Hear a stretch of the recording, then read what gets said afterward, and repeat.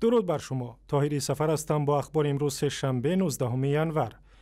یک کارشناس دینی در تاجیکستان پیشنهاد کرده است همسر رئیس جمهور امامعلی رحمان پیشوای زنان اسلامی در کشور نامیده شود.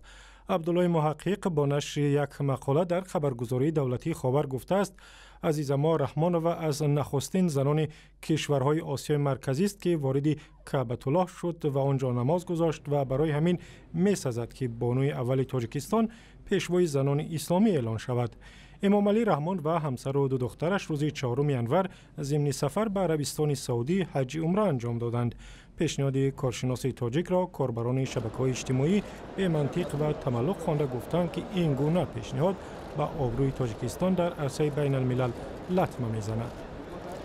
مقامات انتظامی تاجیکستان میگویند تنها در ولایت ختلان سال 2015 ریشی دراز و به ترتیبی هزاران نفر را به ترتیب آوردند که یک نوع اعتراف معرکه مجبوری تراشیدن ریش‌های دراز در بین جوانان در تاجیکستان است.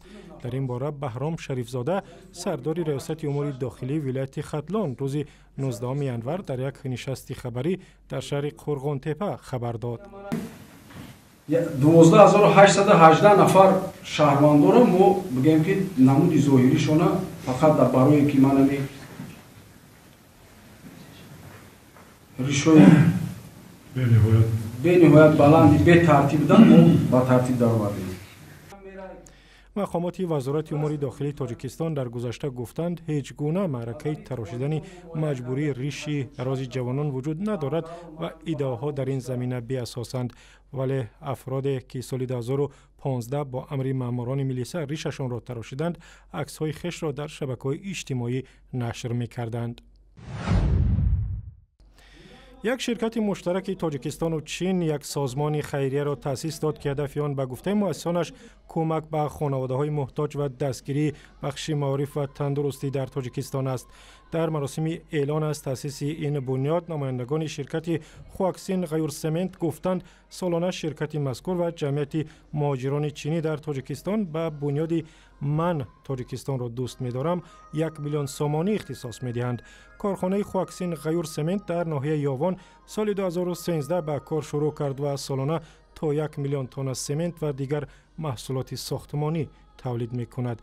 مقامات شرکت میگویند سال 2015 برای اجرای طرح‌های اجتماعی بیشتر از 20 میلیون دلار خرج کردند. کمیته حفظ محیط زیست تاجیکستان گفت سال 2016 برای شکار 85 سر مارکوپولو یکی از گوسفندهای نادر در تاجیکستان اجازه نامه صادر کرده است.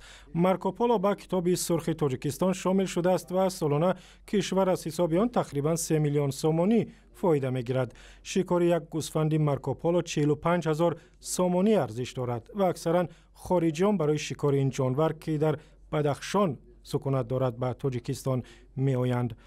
این شکار از 1 سپتامبر سر میشه تا 1 مارت همه سال 2014-2015 همگی 85 سر اجازتی از طرف حکومت جمهوری تاجیکستان فرمایش کرده شده.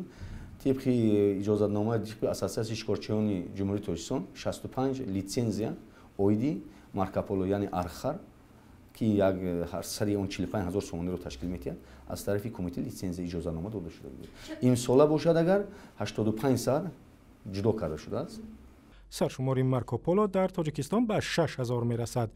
و اخباری از این هم بیشتر در وبسایت رادیو آزادی، در صفحه‌های ما در فیسبوک، توییتر و یوتیوب و هم زمینه رادیو آزادی برای تلفن‌های همراه.